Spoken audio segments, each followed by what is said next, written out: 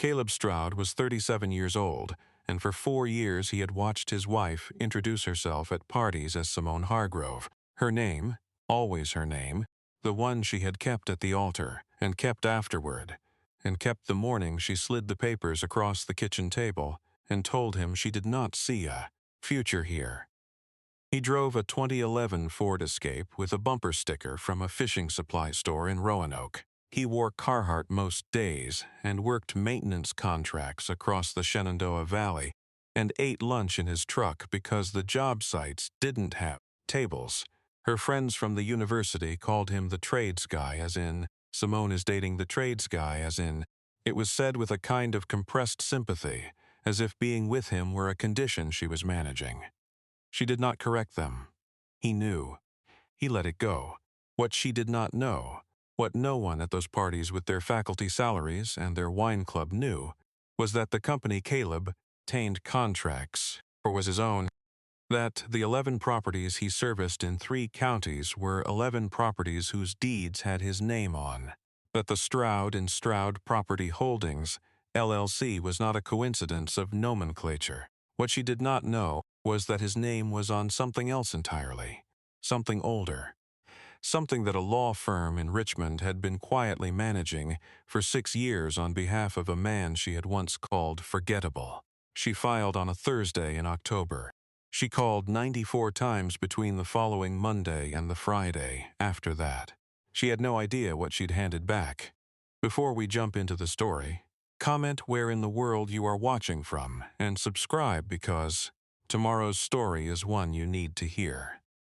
The morning light came late in October to the valley, pressing in low and amber through the east windows of the shop behind Caleb's rental house on Whitmore Road.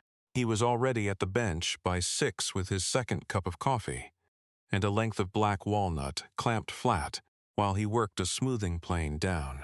His face in long, steady strokes, the shavings curling away in thin ribbons that caught the light and fell.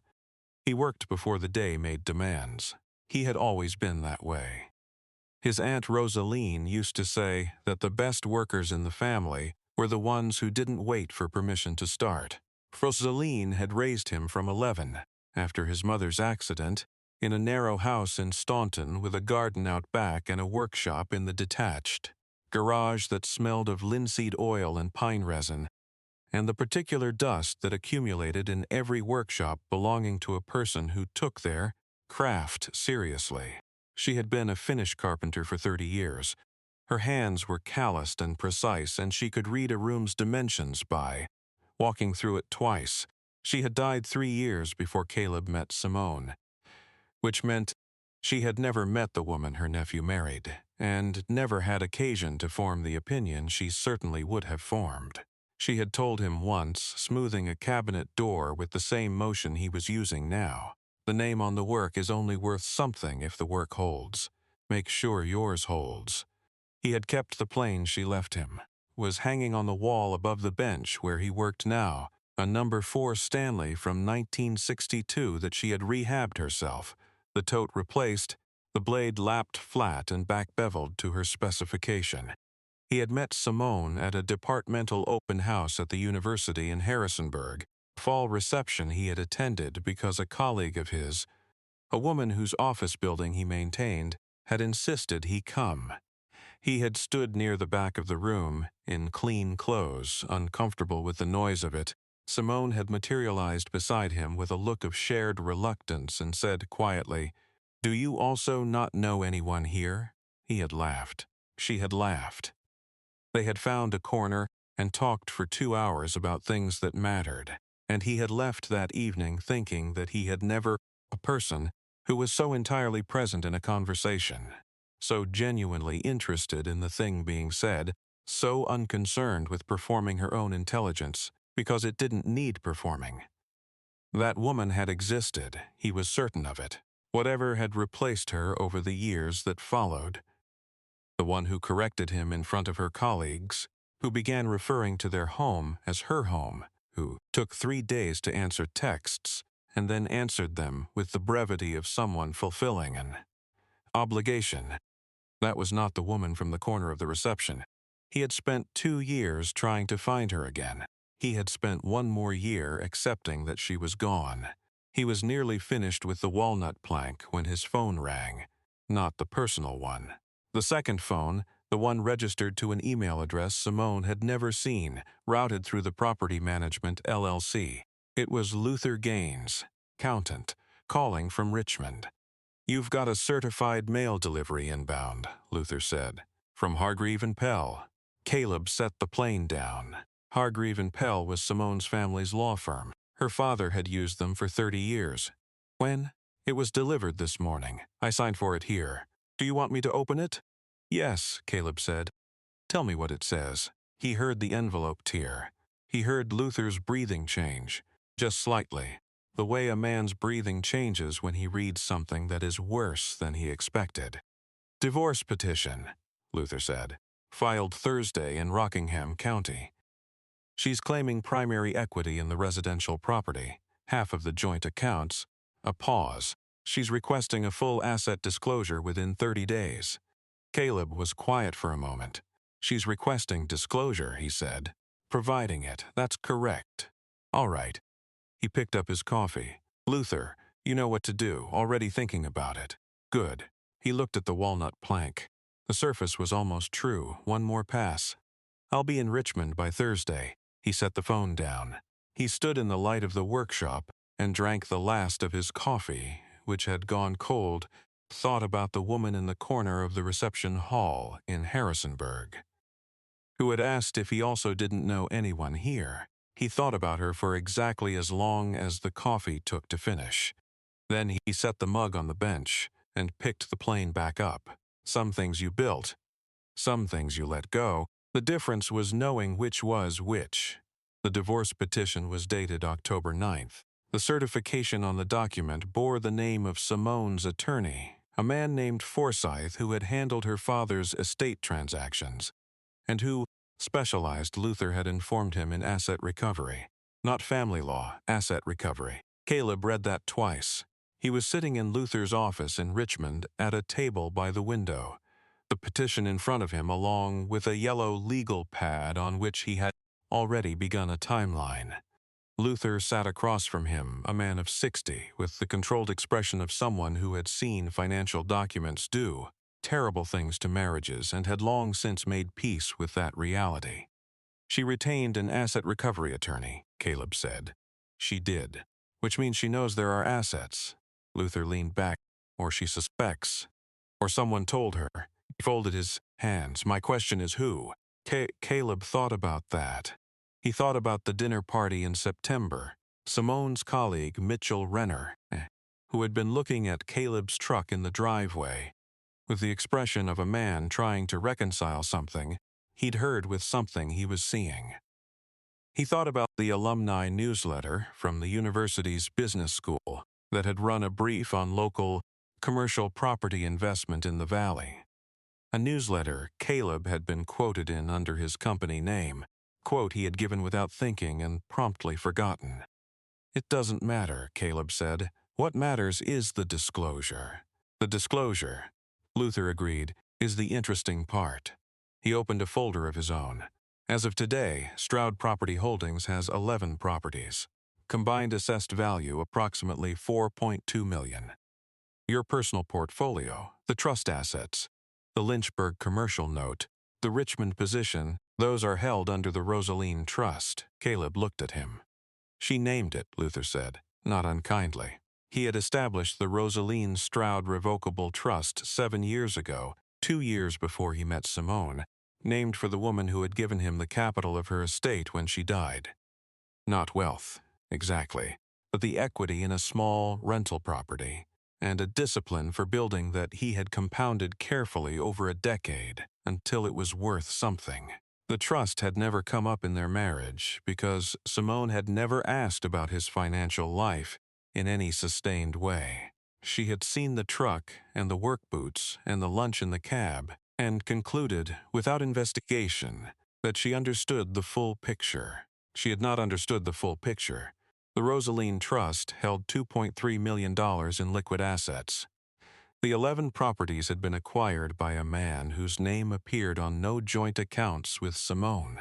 had been disclosed to no one in her family or professional circle, and had been generating quiet, consistent income for 6 years into a separate entity that her attorney would now have to locate through formal discovery, which meant the asset disclosure request she had filed, the one her asset recovery attorney had crafted to capture what he assumed was a modest portfolio, was about to return a number that nobody in her family had planned for. He picked up his pen and began writing. His hands did not shake. He was a man who kept records. He had been keeping records his entire adult life. He moved with the same careful deliberation that had always governed his best work. Not rushed, not reckless, simply precise. He wrote down every account, every property address, every trust instrument in order. He did this not because he intended to hand them over prematurely, but because he needed to see the full shape of what was his before any conversation began. He needed to know the inventory before anyone else could attempt to take it. "Draft the response to discovery," he said, "full compliance." Luther looked at him. "Everything," Caleb said again. "I want her attorney to see all of it at once." Luther was quiet for a moment. He said, slowly, "You want the number to land at once. I want there to be no ambiguity about what his client didn't know she was walking away." Luther looked at the folder. He closed it. He made a note. "I'll have it ready by Wednesday." Caleb put the cap back on his pen and slid the legal pad into his bag. He thought about his Aunt Rosaline, about what it meant to put your name on the work, and about how the name on the work was worth exactly what the work held. He stood, picked up his jacket. Preparation was the work. Everything else was just consequence. He arrived in Staunton that evening before dark and went directly to the house of Eunice Gaines, who was 78 years old, who had been Rosaline's closest friend for 41 years, who had taught both of them the specific grammar of waiting without wasting. She had a pot of beans on the stove and a television she watched at low volume, and when Caleb knocked, she opened the door without surprise, as if she had known this evening was coming. He sat at her kitchen table. He told her what had happened. He did not editorialize. He laid it out the way he laid out a build plan: components, sequence, current position. Eunice listened. She had always listened the way people listened when they were actually thinking, and not just waiting to speak. When he finished, she got up and served 2 bowls and sat back down. She never asked, Eunice said. It was not a question. About the properties or the trust. About any of it. Eunice tilted her head. In 4 years, she never asked what you were worth. She thought she knew. Eunice ate for a moment. "Rosaline asked about you, you know. Before she went. She said she hoped you'd find someone who was curious about you, just comfortable with you." She looked at him steadily. "Curious is better. Comfortable people stop looking." He didn't respond to that immediately. "Is there anyone?" Eunice began. "Not yet. But," he half smiled, "but." She nodded with the authority of a woman who didn't need more than that. "You're all right then." She pushed the salt shaker toward him. "Eat your beans." That weekend he pulled every additional document his attorney needed. He cross-referenced the trust's formation date, predating the marriage by 26 months, against Virginia's separate property statutes. He pulled 6 years of income statements from Stroud Property Holdings, showing zero commingling with marital accounts. He located the original deed transfers, all of them, every county, every notary stamp. He photographed his Aunt Rosaline's bequest documents, the ones that established the initial seed capital, the ones that proved the lineage of the money.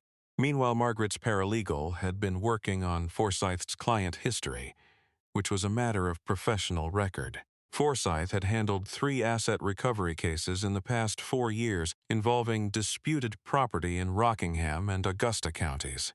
In 2 of them, the disputed asset had turned out to be smaller than initially represented.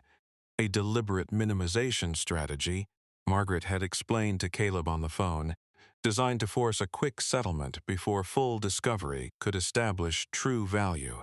The tactic worked when the opposing party was unorganized, underprepared, or too emotionally exhausted to wait. Forsyth had assumed he was dealing with a man who fit that description. He had seen the truck and the patch on the jacket and the Rockingham County address, and had built his entire strategy around an opponent who would crack under the first round of pressure. He had not looked at the name on the work. He had looked at the truck. That was his mistake. And it was, Margaret told Kolb with the measured satisfaction of someone who had been in this business long enough to recognize a clean win before it arrived. Not a small one. He built a folder. Then he built a second folder, organized by legal theory, because he understood that evidence without structure was just noise. He went home that Sunday evening and cooked dinner. He set the table for one and ate in the kitchen with the radio on low. He washed his own dishes and dried them and put them away, and then he sat in the chair by the window in the living room where the light was good until it wasn't, thinking about nothing in particular, which its own kind of discipline. He knew what was coming. He had already made his peace with it. The meeting was set for the second Tuesday of November in the offices of his attorney, Margaret Voss, family law specialist in Harrisonburg, who had been recommended by 3 separate sources and who had a reputation for thorough preparation that Marcus Luther described as almost unsettling. Simone arrived with her attorney, Forsyth, and her older sister Dana, who had always looked at Caleb with the professional neutrality of someone performing due diligence on a risk they hadn't yet quantified. Caleb arrived with Margaret and with Luther, who was present as the accountant of record for all entities named in the disclosure. They sat down. Margaret placed a bound document in front of each party at the table. It was 73 pages. It was tabbed by category, indexed in the back, accompanied by a 1-page summary sheet on top. Forsyth opened his copy immediately with the practiced efficiency of a man who had done this times. He turned to the summary sheet. He read it. He turned to page 2, then page 3. His reading slowed. Simone was watching his face. She registered the slowing. "What is it?" she said. He held up a hand. He kept reading. The room was quiet for a while. Margaret sat with her hands folded on the table. Luther had a cup of coffee. Caleb sat with his hands flat on the tabletop, watching the window. When Forsyth finished the summary and had turned to page 14, which was the Rosaline Trust instrument with the formation date clearly visible, set the document down with a careful evenness that was its own kind of reaction. "The trust," he said, he looked at Caleb, "predates the marriage." "By 26 months, Margaret confirmed. "Separate property under Virginia statute. Non-marital origin. 0 commingling, 6 years of documented separation from any joint account." Dana said quietly, "What is the total value?" Luther spoke clearly and without drama. He gave the number. Simone went very still. She had a particular stillness. Caleb remembered it from the early years, the stillness that meant she was running calculations. He watched her run them now. He watched her arrive at the conclusion that the man she had filed to leave, the man she had introduced to colleagues as the trades guy, the man whose name she had declined at the altar, and declined afterward, and declined in the kitchen on the morning she slid the papers across the table. That man had a name on something she had never once thought to look for. Forsyth recovered first. He was a professional. "The residential property," he said. "Joint tenancy. We would still be in page 41. Margaret said pleasantly. Page 41 contained a valuation of the residential property, which was modest. A legal memo establishing that the down payment had originated from a Stroud Property Holdings account 18 months before Simone's name was added to the deed, which raised a separate question about her equitable interest that Margaret had already begun to frame. Simone looked at Caleb. It was a direct look, the most direct she had given him in years, and it was not composed. "Why didn't you ever?" She stopped. He met her eyes. He didn't look away. "You never asked," he said. He said it without heat, without reproach, simply as a fact that had always been true and was still true. "In 4 years you never asked." "I didn't know there was something to ask about." "No," he said, "you didn't look." Forsyth tried once more. He mentioned the joint accounts, the modest marital assets, possible argument for equitable contribution during the marriage. Margaret answered each point with the same pleasant specificity, citing statute and case and documentation, and each answer reduced the available argument by a precise and irreversible amount until there was not much argument left. Dana put her hand on Simone's arm. It was not a gesture of comfort. It was the gesture of a person who understood the situation and was communicating that understanding through contact. Simone looked down at the summary page, at the number. At the name at the top, the Rosaline Stroud Revocable Trust, named for a woman she had never met, established by a man she had decided she understood. Caleb gathered his copy of the documents. He capped his pen. He looked at Margaret, who gave a small nod.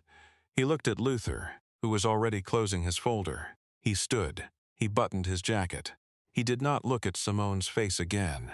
He had already seen what he needed to see, the precise moment at which a person understands that what they did not think to value was the thing that was worth the most.